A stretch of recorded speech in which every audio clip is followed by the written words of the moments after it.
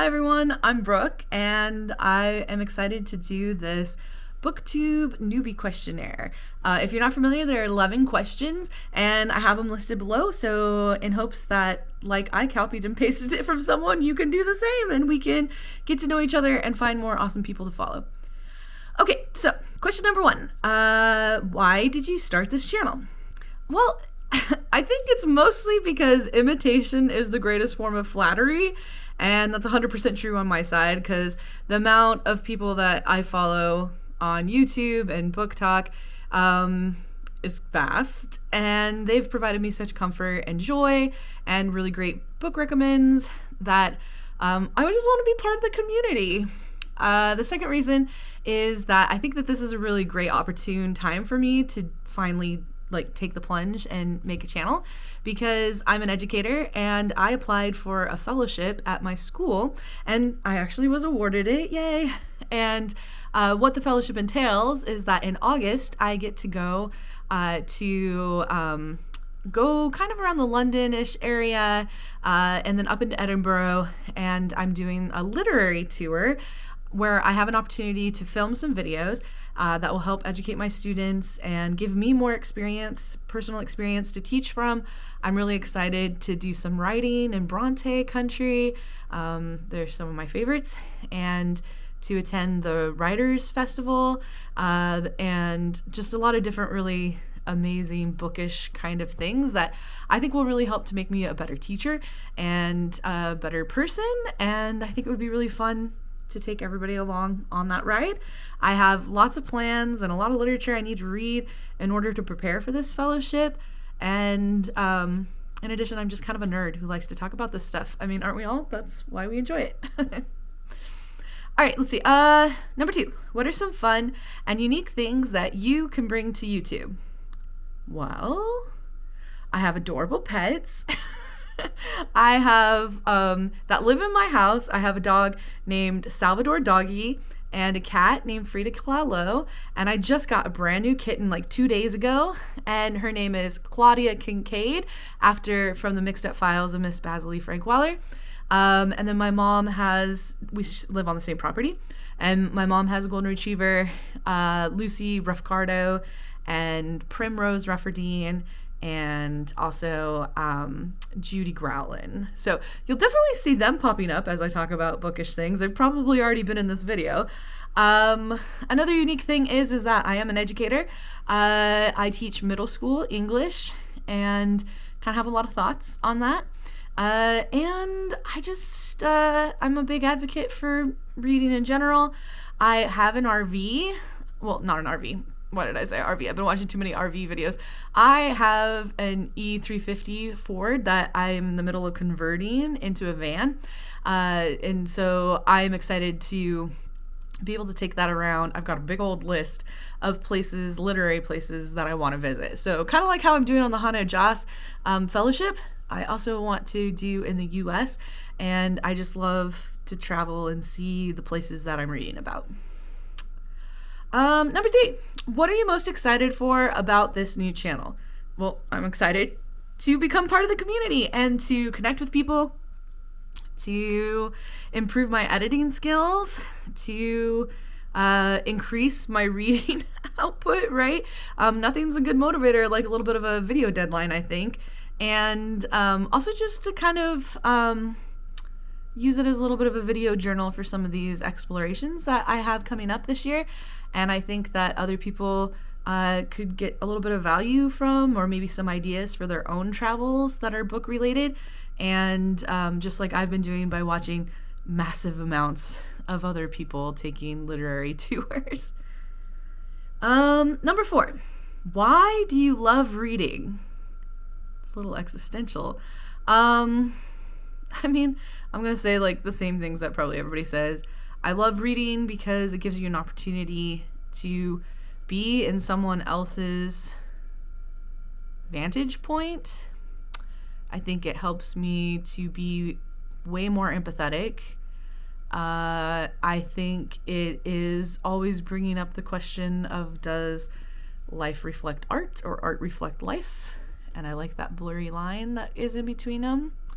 I think it's a really great way to process your own emotions and feelings, and also the politics of the world and the greater human questions that we ask ourselves and don't actually have any questions to. And I think reading just opens the door to all of that. And it's also just like a kick butt thing that I can carry a book around with me everywhere and just kind of check out of reality whenever I get bored or feel overwhelmed, or just am looking for, a little bit of excitement. A book is always there for you. It's always there for you. What book or series got you into reading?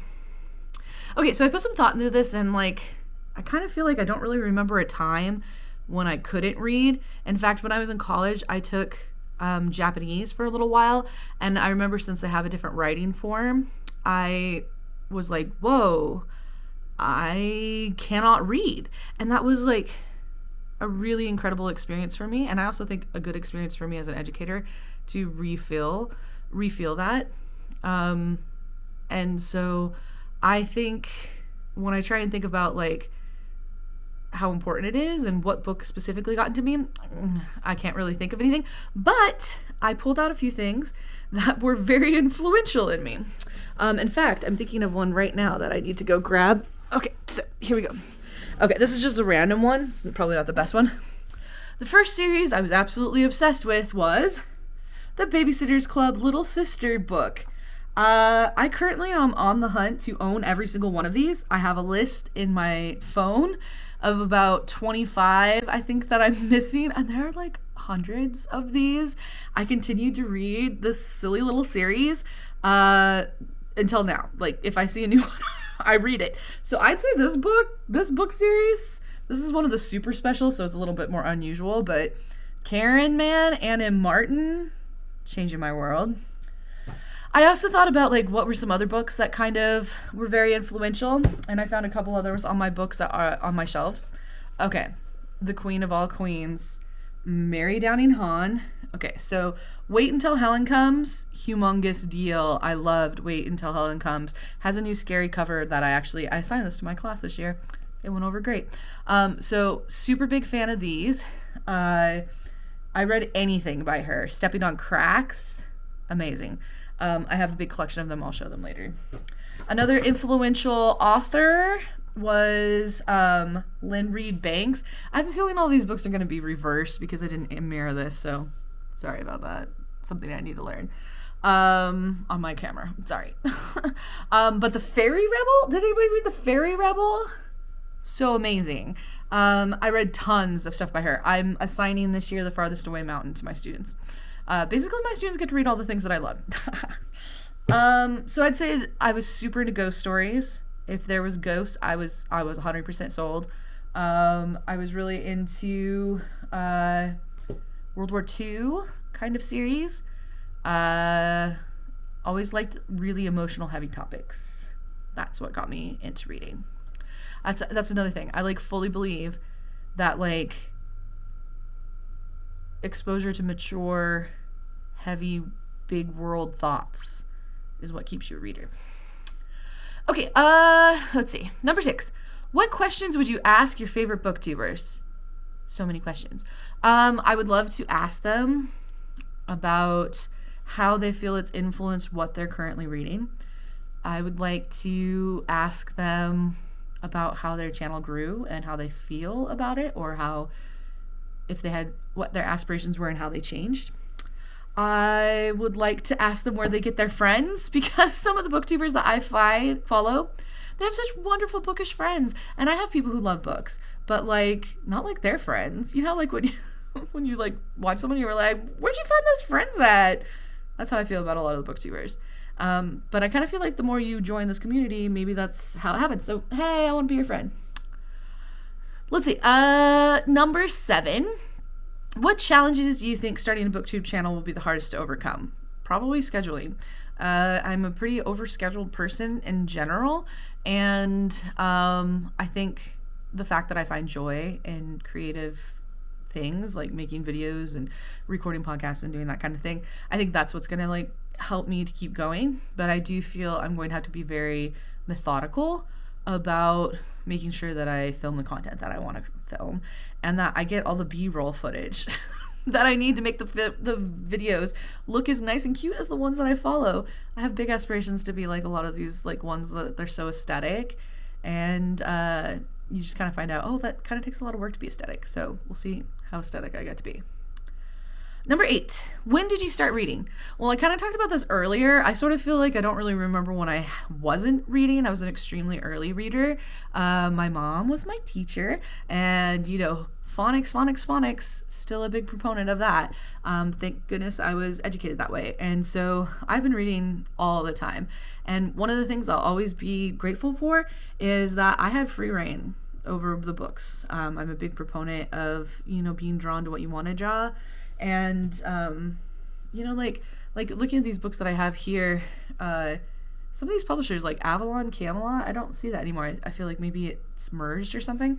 I remember like looking and seeking out specific publishing companies were like really amazing. I was born in 82. So, you know, I grew up in the early 90s-ish, late 80s, early 90s.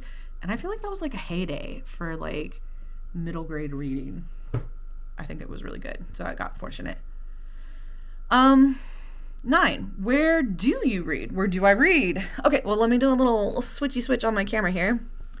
I would say I've got this like new little reading nook set up right here.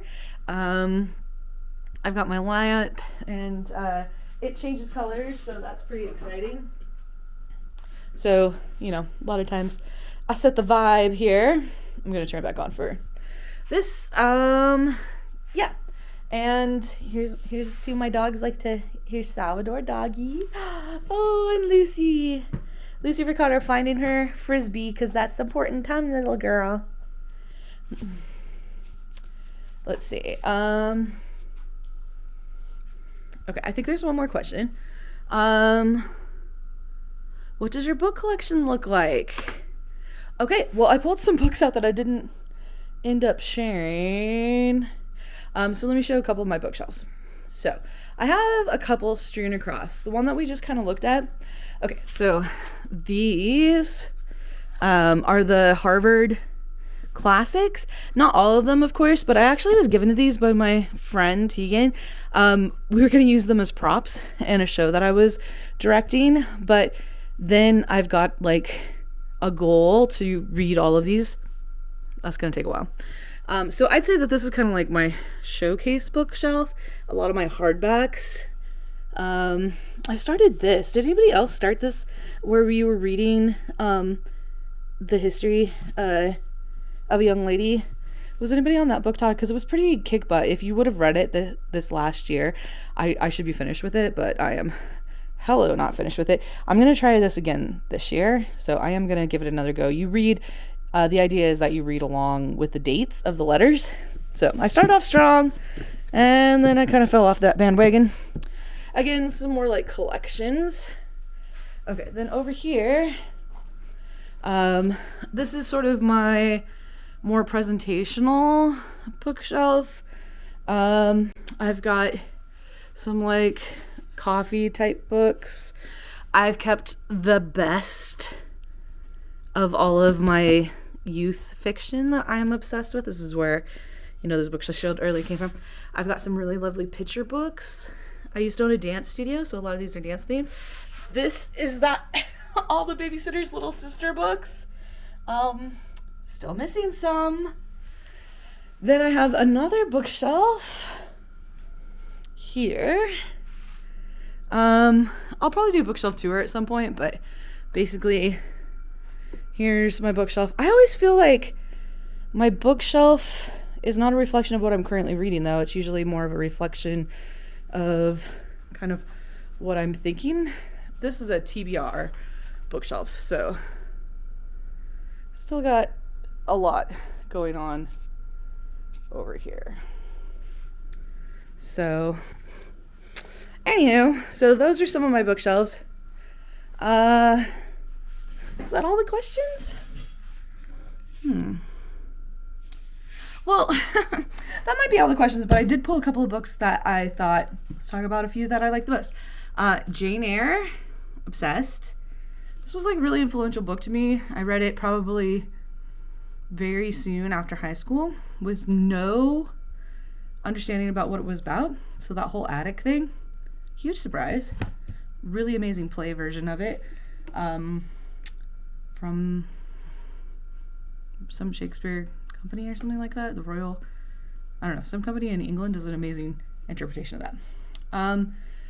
I went to a small school, and my teacher in high school had us all read Chaim Potok for the first time. I think that's how you say his last name. And I became obsessed, and I think this was like really life-changing. Introduced me into kind of like emotional literature.